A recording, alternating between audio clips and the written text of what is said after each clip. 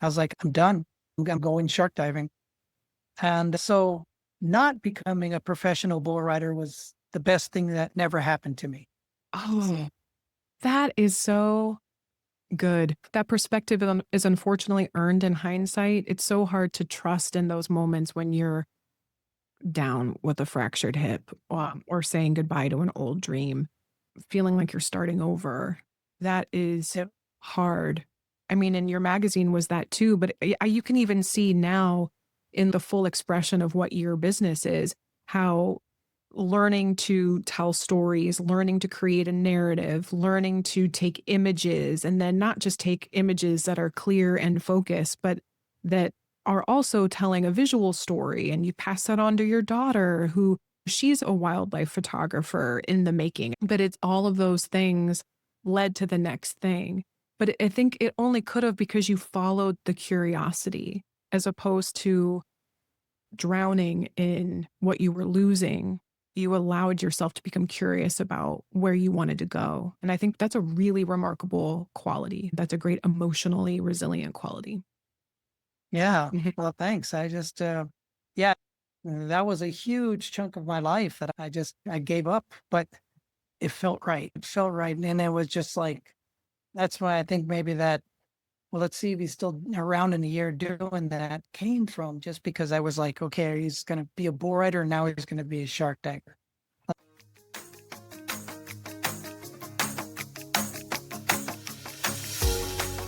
Hello, hello. This is Danielle Ireland, and you are listening to Don't Cut Your Own Bangs. And today's guest, this has been a long time coming for me. I am so excited, beyond excited, to introduce Eli Martinez. Eli is an adventurer. He's an explorer. He's an operator and owner of SDM Adventures. It's a group that leads land and ocean safaris. If you have ever seen these wild, otherworldly images of people swimming with humpback whales, swimming with orca whales, swimming with crocodiles, swimming with anacondas, there's a good chance that you've stumbled across his images because he is one of the few, right? It's a pretty small pool of people who make a living doing what he does. Images, they grab your attention, they hook your imagination, but it being on a screen, it's easy to think, well, that's so far removed from my life. What value is there in that for me? Like, that's a cool image, but the internet had lots of cool images. There's a couple of important distinctions and what I think makes this episode so special. What we talk about is dispelling the predator myth. And my work as a therapist and his work as a safari guide, they don't seem too related, but there was one common thread that came out of this episode that it's going to stick with me for a long time. He's guiding people into the natural world to feel connected to the natural world in a deep and profound way. And when anybody sits with their emotional space, with their feelings of discomfort, fear, terror, trauma, that's really hard to do and hard to hold. But when you do and access curiosity, you begin to tap into your true nature, your intuition. And so Eli might be talking about sharks and the deep ocean, and I might be talking about feelings, but there is a common thread in language here that makes this episode already one of my favorites. I can't wait for you to hear his story because not only is the work itself that we spent a lot of time talking about fascinating, he leads people on wildlife safaris in the ocean, on land. I mean, it's just what a cool, amazing job. But he built that job. There wasn't an application for him to fill out. He built this from the ground up. And there were stumbling blocks, missteps, and pivots along the way, and he shares those with us. So not only can we learn about how could I build a dream that I didn't know was possible, you also have the benefit of really getting a sense of what is it like? What is the value? What is the purpose? And I would argue, where is the healing in connecting with the natural world, whether that's through a hike or through looking out your window. And as he states a couple of times, just watch a sunset, really watch a sunset. So I'm going to save that. I'm going to leave that for you there. Thank you for being here. You're going to love this episode. Welcome, Eli Martinez.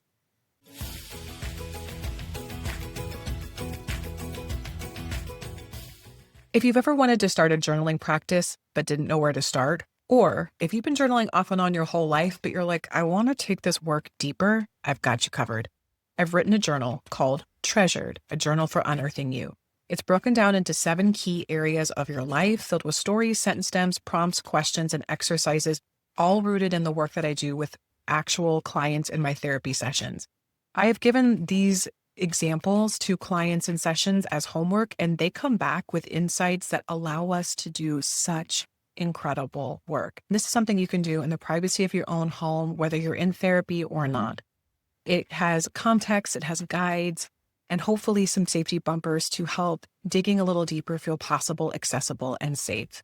You don't have to do this alone, and there's also a guided, treasured meditation series that accompanies each section in the journal to help ease you into the processing state.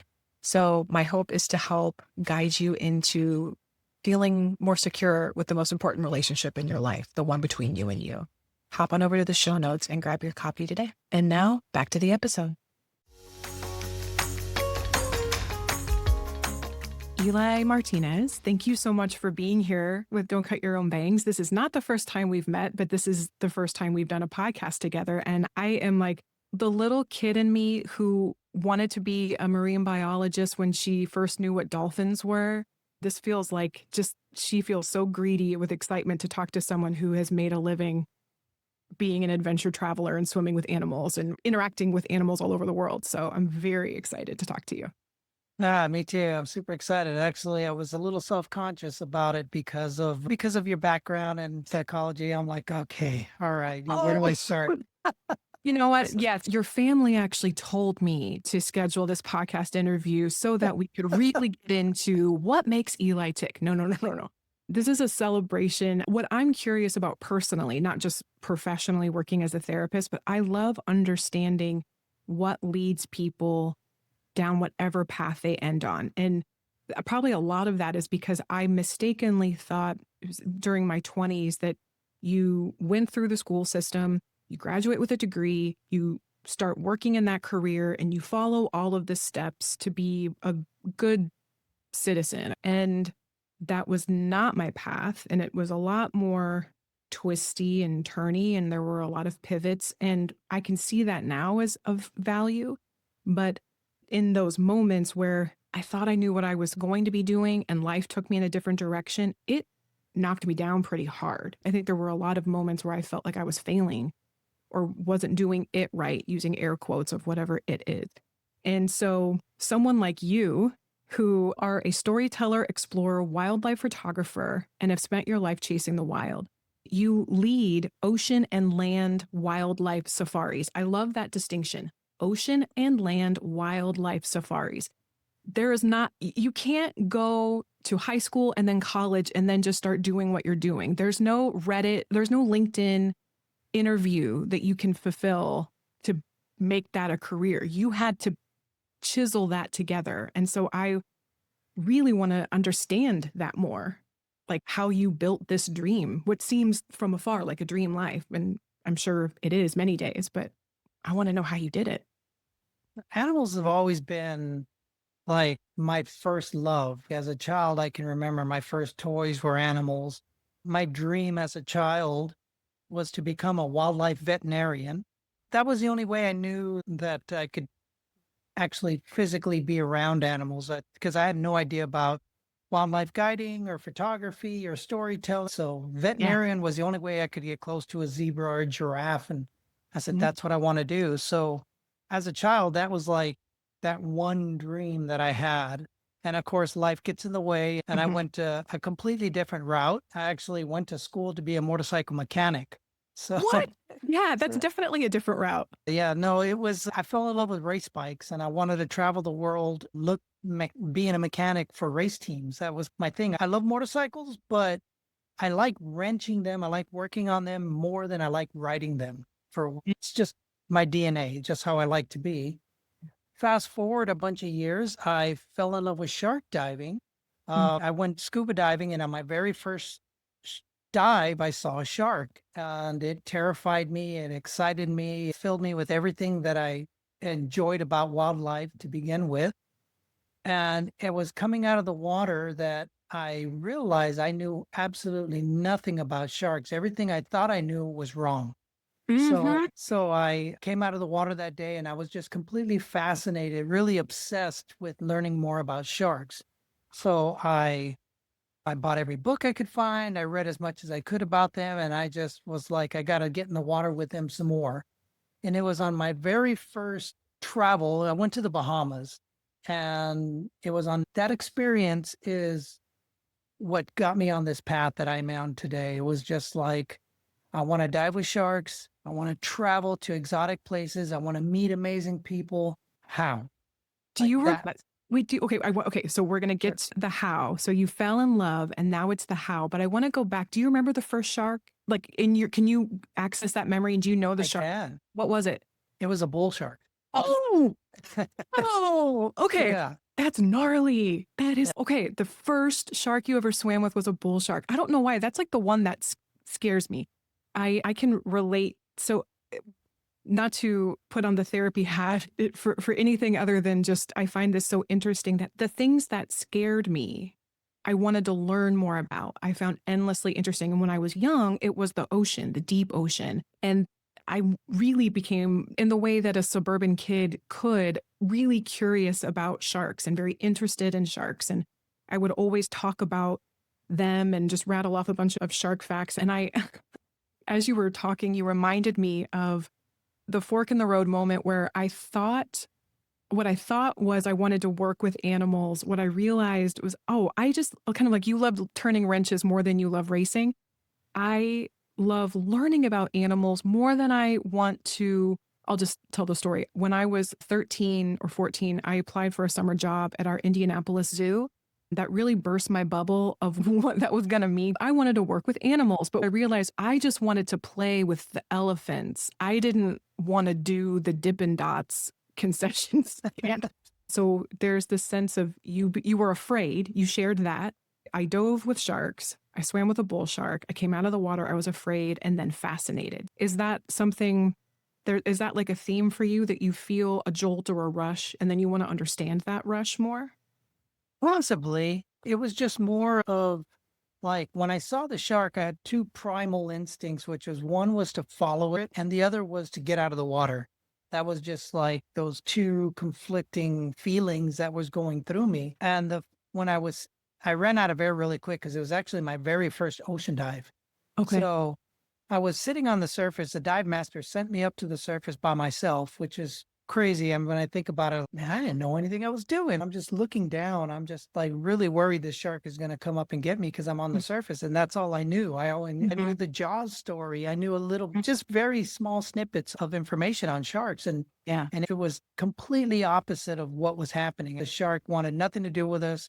It tried to avoid us completely, Yeah. got out of the water. And then the whole way back to port, I was just like, okay, he didn't come after us.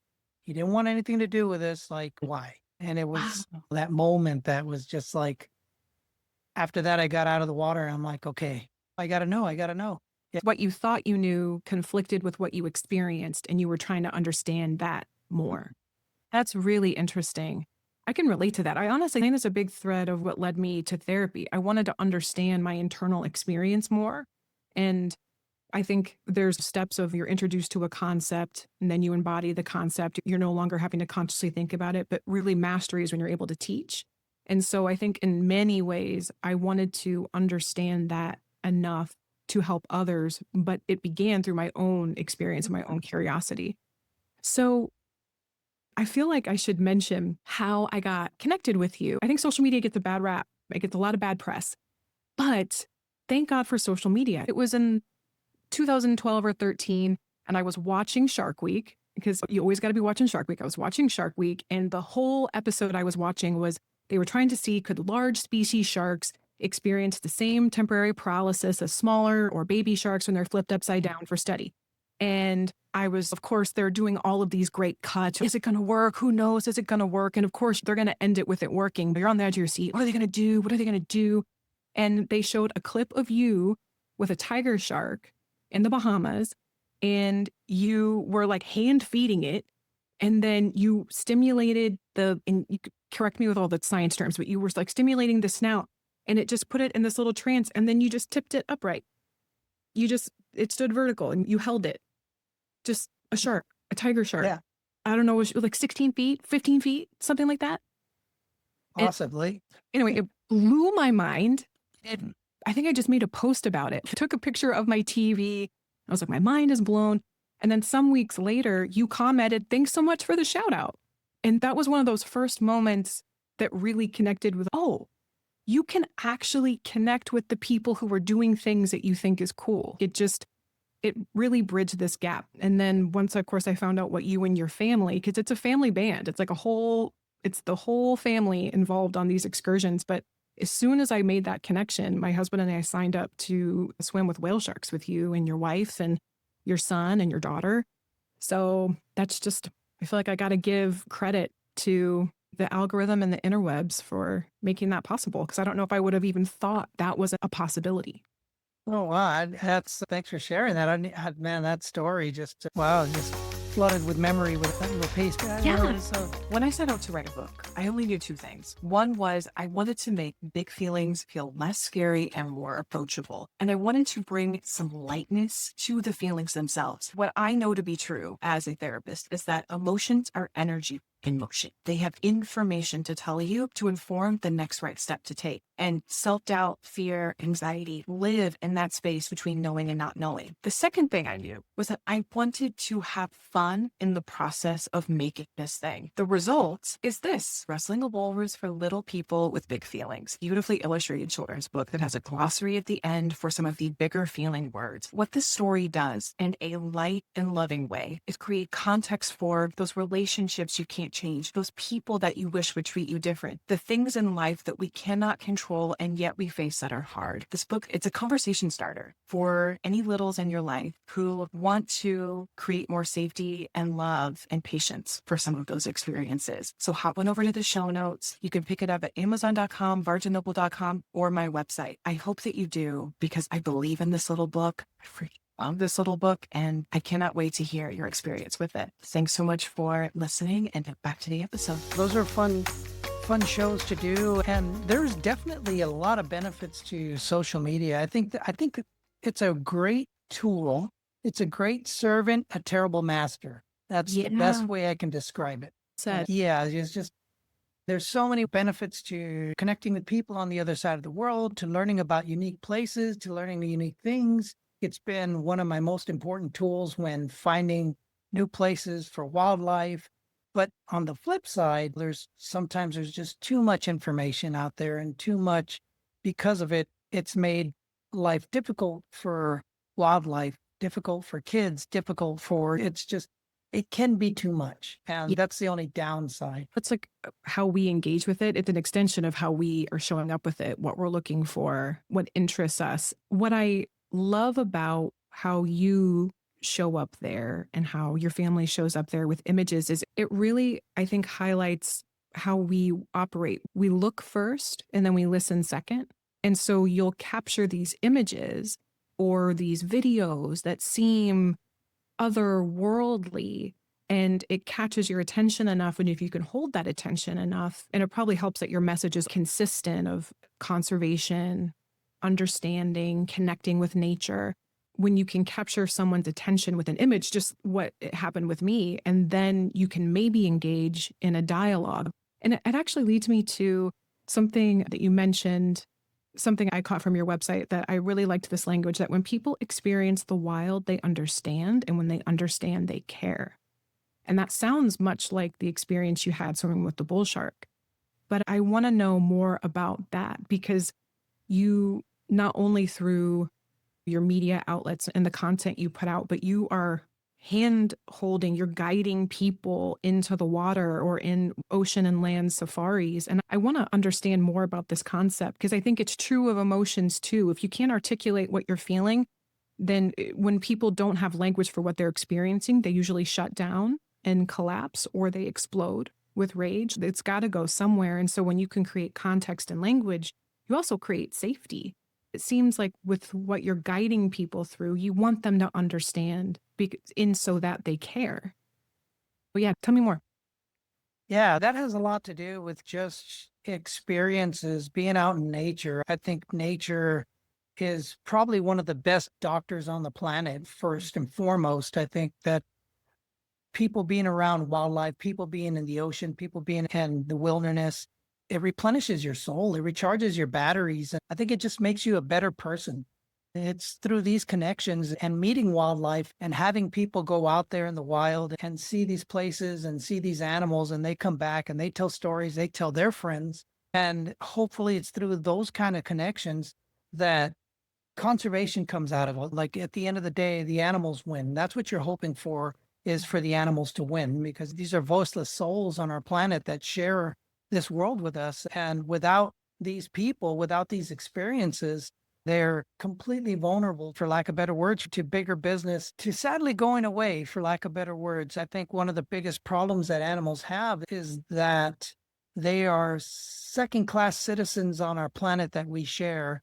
And unfortunately, we're seeing our wild places disappear alarmingly fast. And I think that conservation, ecotourism are probably the only tools left that are going to save what's left of our wild places, what's left of our wildlife. Let's try to get some people on your wildlife safaris. What would be so if someone's listening who has maybe like me just from a television screen or from a social media account wondered that would be cool, but that could never work for me. I could never do something like that. That it's just when your physical reality or even your mental reality feels so removed from the wild world. We live in boxed rooms and we're so connected with screens. And my wildlife outside my window is squirrels and It's cardinals. perfect. So, how would you speak life into someone saying yes to an adventure? And where do they begin? Oh man, I think it really, first and foremost, it all comes down to your comfort level. I think that there's so many ways for people to reconnect with nature, whether it's hiking, whether it's biking, whether it's going to the beach for the day, watching a sunset. Just watching a sunset is so powerful. I think it's so important. I don't think we do it enough. I think that is probably the simplest way to remember that you are a part of something bigger. And as simple as it sounds, it is so important. Now, watching a sunset in an amazing place is even 10 times better. It's that much more powerful. Just trying to reconnect with nature, I think the important part to remind people that, yes, the earth is here, she is alive, and she breathes, and she's got a heartbeat every day. And I think that sunset is her heartbeat, and it's a great way to see it.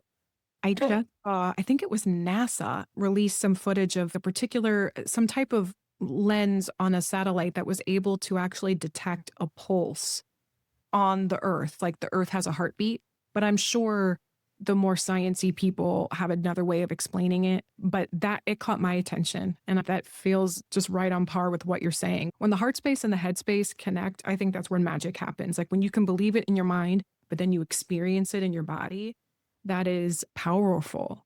I think everybody needs to have an experience like getting into the deep ocean or going out into the wild nature. I really think everybody should have that in their life at least once.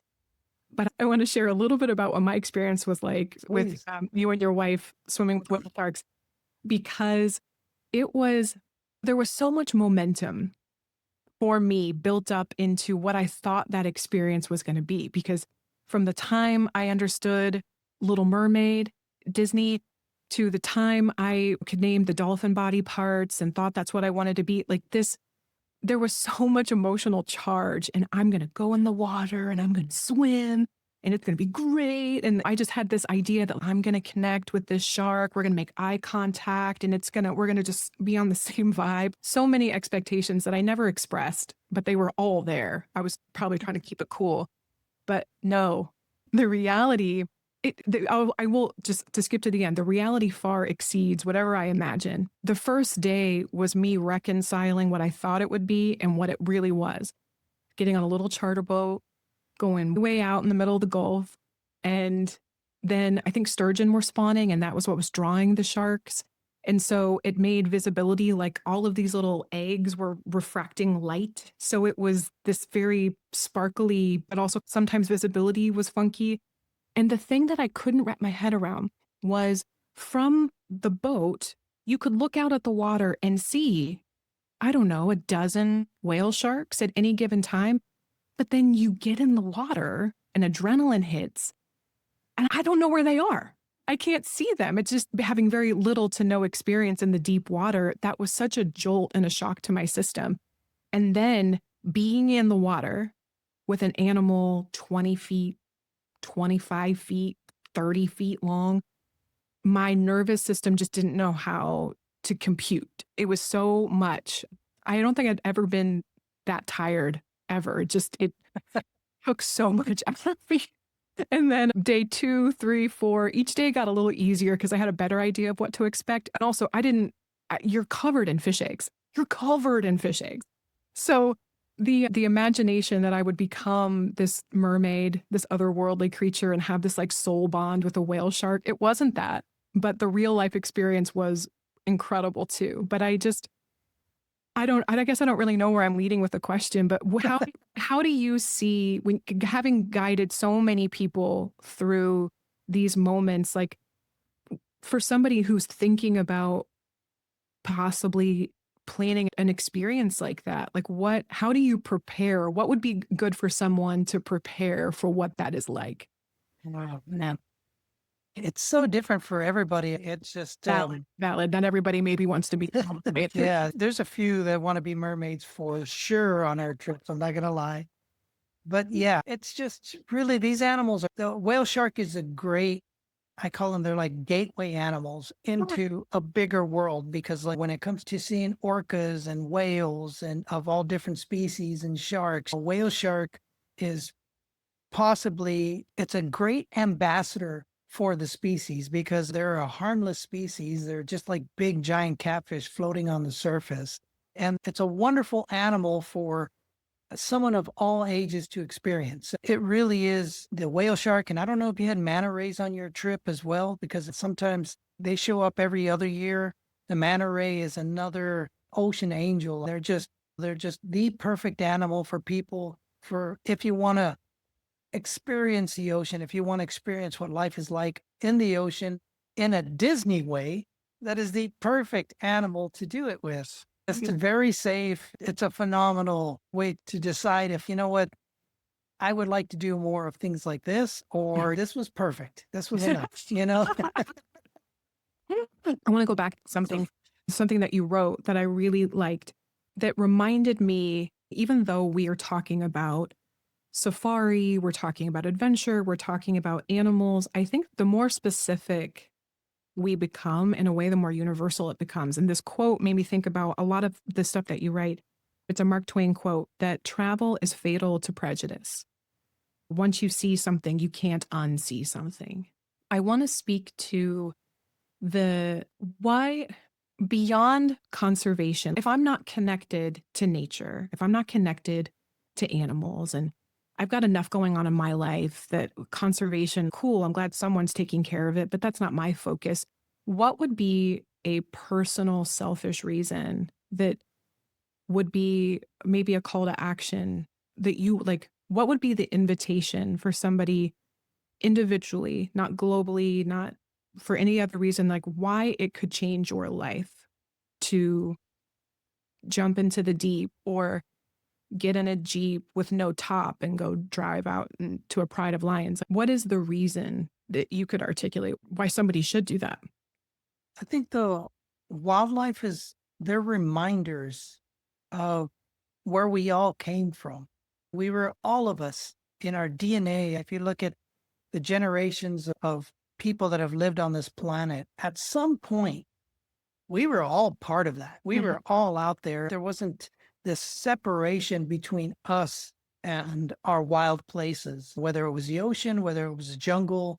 Some of our ancestors had to deal with bears in their front porch. Some of our ancestors had to deal with lions walking through camp. That's something that we have either blocked out or forgotten. Obviously, we've forgotten just because of generations of separation from it, but we're all part of that. We are all part of this world beyond our cars and our homes and our clothes. We are part of nature, 100%. We've forgotten this. And I think these are great reminders to remind us, hey, this is where we all come from. We're not separated from these things. We are very much a part of these things. And if anything, there are so many species that, although they're no longer relevant in our world, they're so important for our world, not only as reminders, but as part of this giant balance because we're all connected in some way, in some form. We're all, for lack of better, we're all one. And I think it's important to remind people that, like, we need to stay connected. We need to protect these animals because they're much a part of this earth as we are. And we have to remind people that they're there. Yeah, this is our home. This is their home. This is our home.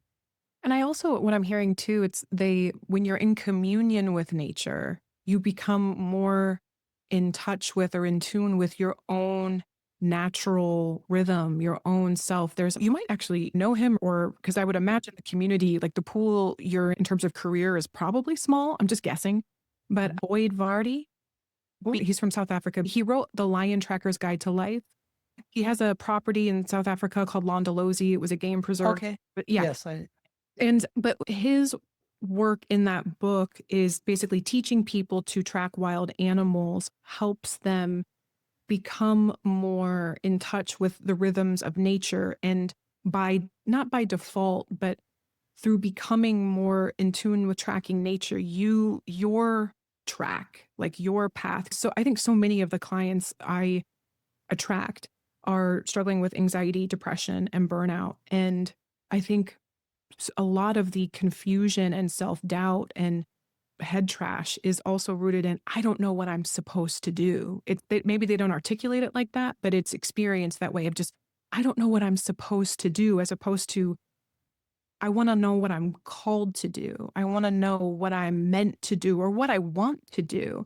My dog never questions when she's hungry, when she's tired. Like, she is completely embodied because she doesn't have this giant brain getting in her way of everything. And I love hearing you talk about the more in tune you are with nature, you're reminded that you are nature too.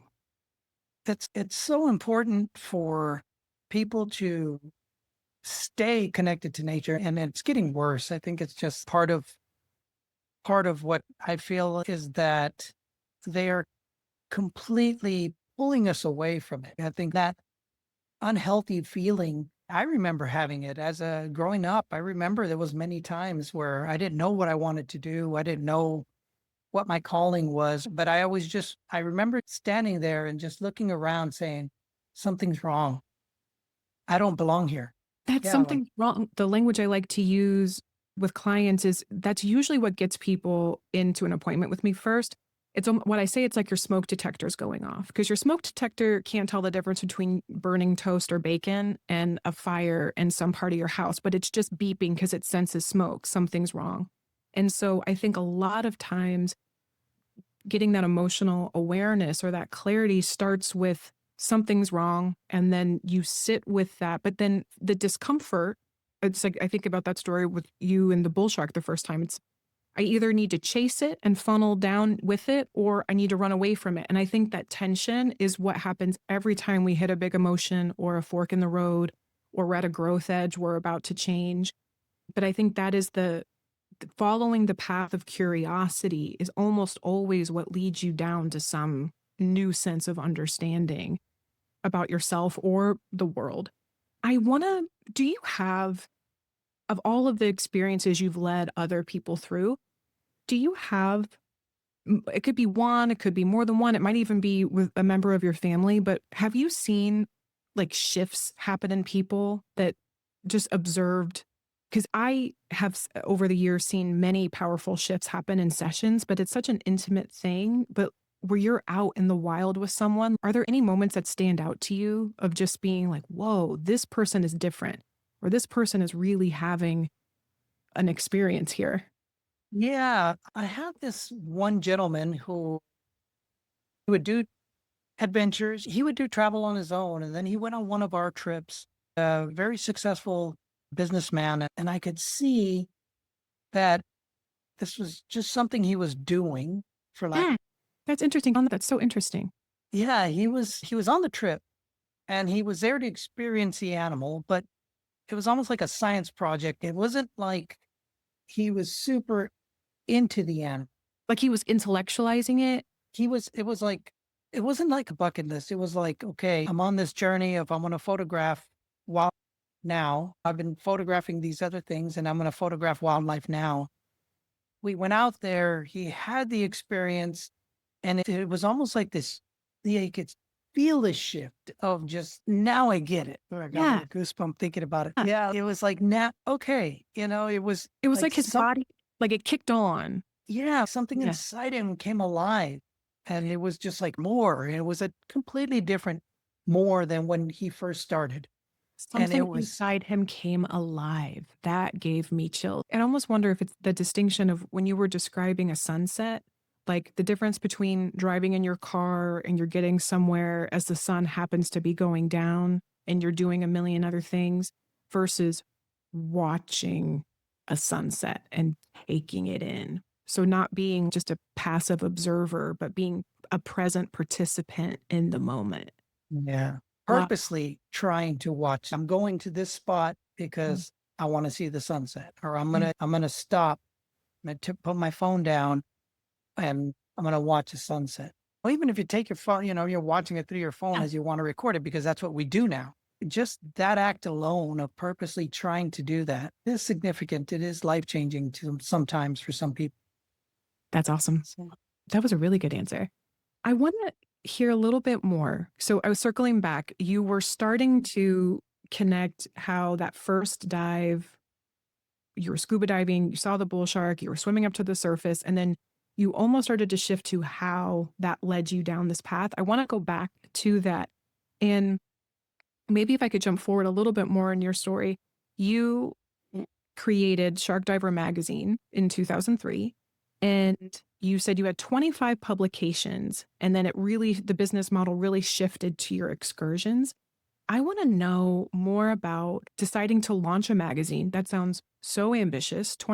Me trying to put a blog out sometimes feels like a real effort, but 25 publications is no small thing. And then you shifted it to excursions. It's one thing to do something yourself as a hobbyist or as an enthusiast, but you're leading people with all varying degrees of experience. Some people that want to be mermaids, and you're leading all types of people from all over the world on these trips, and you're dealing with a lot of personalities. I would love to know more about how you made that shift from the magazine into leading your safaris. yeah, it was. So I started the magazine in 2003. I didn't know anything about publishing. I didn't know anything about photography. I didn't know anybody in the business. And I had never really written anything outside of my journals before. So it was just I like, am I am so excited by this. You're like, I am going to build a rocket ship, but I don't have an engineering degree. I don't understand the mechanics, and I've never flown on a plane, but I'm going to build a rocket ship. what I did. Yeah. So I went all in. I've always had a love affair with magazines as far as any sport that I was into had a magazine dedicated to it with mountain biking, surfing, rock climbing, scuba diving, but there was nothing dedicated to shark diving. And that's the area that I fell in love with. And I said, and I really was trying to find a vehicle and a Mhm. way to get into the industry to make a name for myself coming from landlocked Texas. There was this is my way in. This was an opportunity. And this is all pre social media. So it was all from scratch and trying to create this business. And yeah, we did it for 8 years. I published 25 issues and it was a lot of fun. And it was a lot of laying in bed going, what the hell did I do? Why did I do this to myself? And this is crazy. And it was fueled by also I the first magazine I came out with, a family friend, I overheard him in the distance say, I wonder if it's going to be around in a year. And so I wrote those words down and I put it in my office. And that inspired me to make it to the first year. And then after that, I made it to the second and the third. It was just this labor of love, this chance for me to tell stories, chance for me to share this world with people. Because when I first started and when I was looking through the books, it really felt like a club, and it really felt more like a researcher's club more than anything else. It was like the Mm. guys who had access to all these amazing places were usually the scientists, the shark researchers. And it really didn't feel like it was open to guys like me. Mhm. So this is the world that I wanted to create. I wanted to create a world where it was open to, sharks are accessible to the world. And that's what I wanted to do with this magazine, and what I wanted to do with my storytelling is invite everybody who was really interested in sharks like myself and help them find places where they could dive with these animals and read stories from fellow people like myself, that we're not all scientists, we're not all research. Yeah, so that was the idea. That was what I really wanted to do when I started the magazine. And then trying to get advertisers to be interested in us when we had 0 subscribers and no real history. And it was just like, that Mhm. was an impossible feat. Yeah. So I don't know where I came up with the idea. Somebody either shared that idea with me or I was doing my research. I just decided to try to organize. Oh, I know what it was. It was one of my potential sponsors asking me to organize a trip. And that's what started the opportunities. It's a great way to raise money. If I can get people to travel with us, we can use that money to help publish the magazine. Yeah. And that's what the first trips were. So I ran our first expedition to North Carolina for sand tiger sharks in May of 2003. So that first year coming out of the box, we brought some people and we just started doing that. So from the first year, we organized those trips, and then it just kept going. And it ended up being the way I funded the magazine for the first 8 years. I Mm. didn't, after that, I really didn't chase sponsors very much because I just didn't like, I'd go to a travel show and then I would end up being that magazine guy that's just trying to get money from me. And I Yeah. didn't like that feeling at all. So I just said, you know what? I don't need to do this. This is what the Mm. trips are about. It's reader sponsored, and I can do whatever I want with a magazine. I can tell the stories the way I want to tell them. And so that's what I did. I think because we've all been sold so many different times through so many different channels, it's like you can feel it when it's coming at you, and nobody likes that. So it's just so much. This is what it is. This is what we're doing. This is what I like. Gosh, having come from different sales backgrounds and have family and my husband who's in sales, it's like when a sale happens, you're really just offering information. My guess is you're not selling people on going on your trips. People Right. are already interested. You're giving them the information, and then that's when they say yes. But you're not going out selling people on doing it. I feel like I'm trying to do that for you because I just think more people need to do it. But you are very intentionally into doing that. I want to acknowledge the predator myth. I found it really interesting that you were passionate about dispelling the predator myth. I want to understand that better because obviously we all know how sharks are portrayed. We've seen all those things.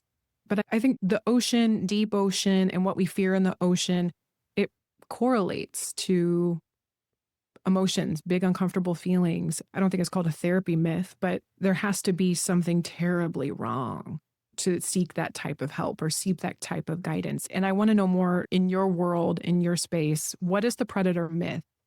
And what do you want people to know?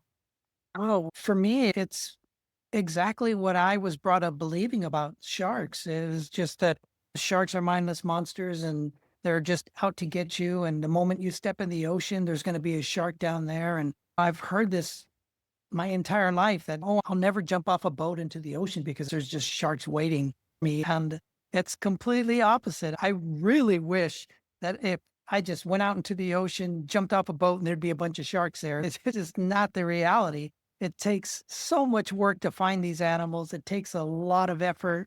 And usually the people that get lucky and say, oh, look, there's a great white under my boat, they're the ones who don't want to see sharks. The people that want to see sharks, like a great white under their boat, never get to see a great white under the boat. That's just the way nature works. But yeah, for me, it was more about trying to help people past this prejudice, past this belief system that is ingrained in us. That's actually probably ingrained in our DNA. So it's very much ingrained in all of us from the beginning. And the more I understood sharks, the more I wanted to get rid of that stigma as best I could. Yeah. I started doing a lot of talks at schools and helping kids with sharing what I know about sharks. And I, through the years, really figured out what works and what doesn't. I used to show pictures of sharks and try to get people to dispel their fear with just a picture of shark, but in their mind, it's still a shark. But when I started sharing videos of myself with a shark in my arms and giving a back rub and rolling him upside down, and just like a shark sticking his face between my knees so I could scratch his back, and showing these kids these images and showing these kids this other side, and you could see it. You see it in the teachers. They're just like, wait, Mhm. wait, what? Wait, what? It's like you wake them up, you wake up something primal in them and saying, wait, that's possible? Yes, that you just said it. Because I think that you don't have to prove to someone what you're saying is true, but what you're showing them is it's possible. I Right. think it's when you don't believe it's possible, that's when people freeze or shut down or want to give up or stop. And it's when we're afraid, we want control, we want contracts, we want guarantees, we want promises, we need something ironclad, but there is no guarantee. But knowing that there's something possible, that's really, Yeah. I feel that really deeply. Yeah, you're igniting possibility in people. You also just reminded me too. I love leopard sharks. I've never swam with them, but I love leopard sharks, and I feel like that shark more than any other. You see them almost act like little dogs. Like just anyone listening, just Google videos of like leopard shark pups, and I swear they just act like dogs. So cute. Yeah, they are beautiful. What do you think is the biggest gap in our understanding of not just predators, but marine life, wildlife? What's our biggest gap in understanding? I think it's disconnect. Like you said earlier, it's, oh, I'm glad somebody out there is doing it. That kind of thing. It's not for me. I got too many things I'm doing in my life. My life is a mess. Lack of empathy for something. And that has to do with disconnect because it's talking about the shark. It's one thing to talk about it. It's another thing for people to see it. And then me roll the tiger, just like open that up in your mind, the fascination in your mind of, oh, wow.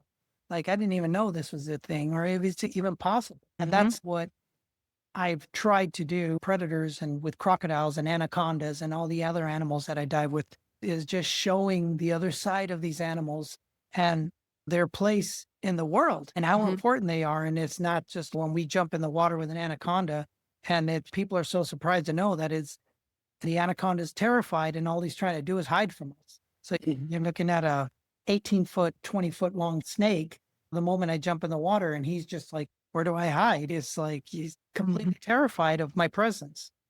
The crocodile, those images, just everyone should visit Eli's social media channels. As soon as you stop listening to this episode, just go scroll through and look. But the crocodile one, those late night scrolling, when I see one of those images, that stops me in my tracks. And I thought I was pretty open-minded with nature. Man, that makes the hairs on the back of my neck stand up. That's wild.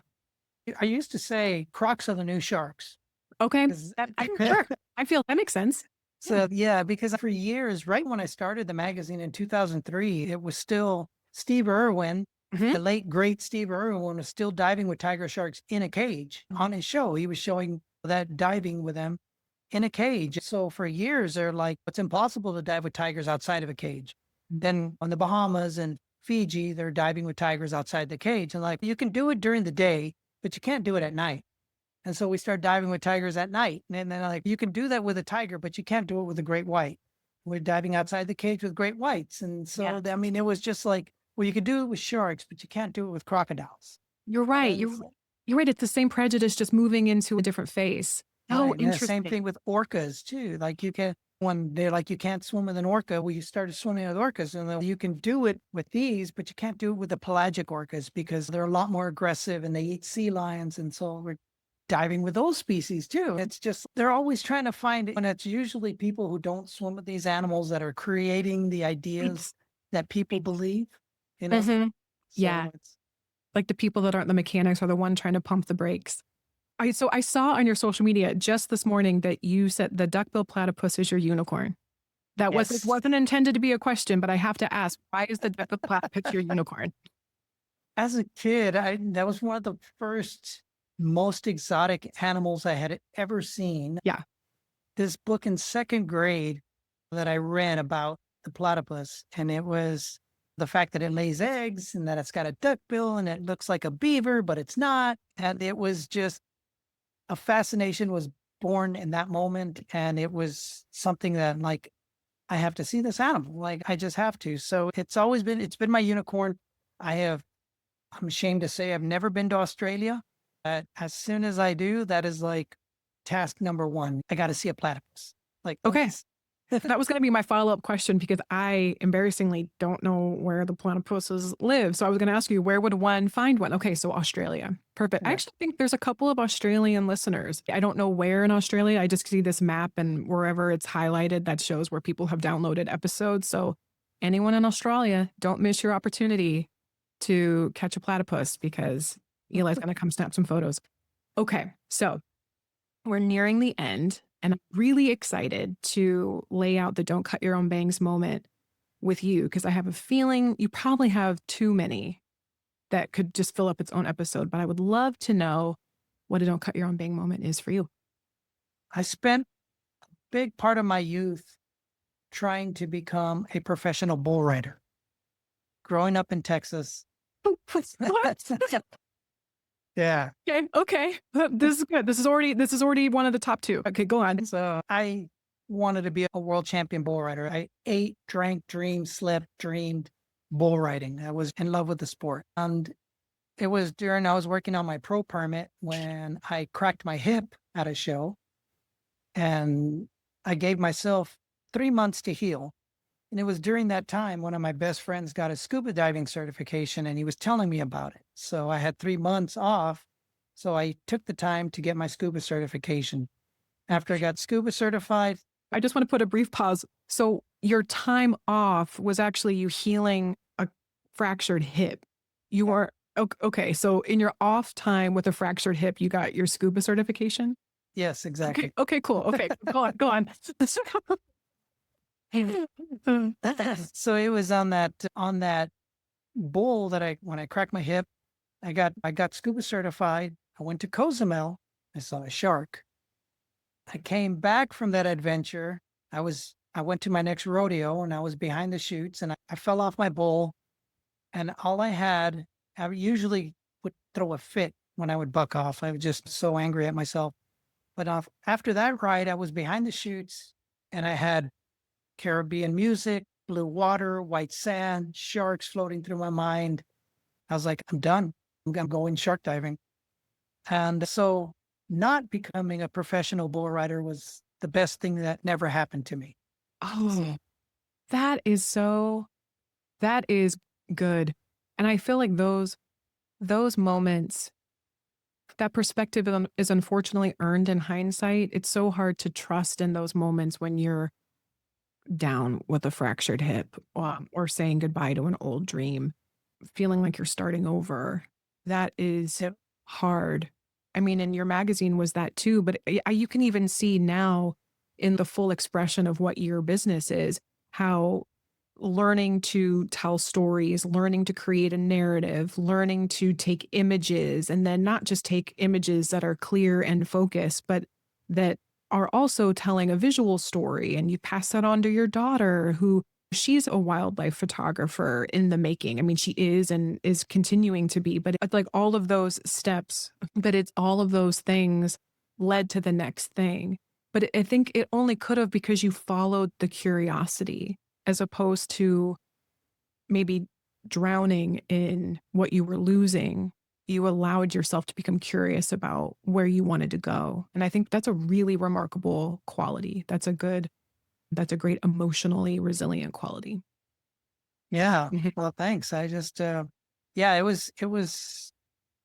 that was a huge chunk of my life that I gave up, but it felt right. It felt right. And it was just like, that's why I think maybe that, well, let's see if he's still around in a year doing that came from just because I was like, okay, he's going to be a bull rider. And now he's going to be a shark diver. Yes, my background was on ballroom dance. I taught before that, I did commercial acting. My plan was to move to LA. I had a very similar about face, very big pivot, and started teaching ballroom dance. Did that for about 7 years. And I just felt that pressure where I'm about to grow out of my shell. I knew it was not this, but I wasn't crystal clear on what that was. I just knew not this. And so little step by little step, I found my way in grad school, and I was about 11 years older than every other person in that particular class when I decided to switch careers and do what I'm doing now. But yeah, I always appreciate when people can share those moments like that, because I think what I'm doing is trying to build up a bank of stories that would have comforted those versions of me that was just so terrified about to do something new.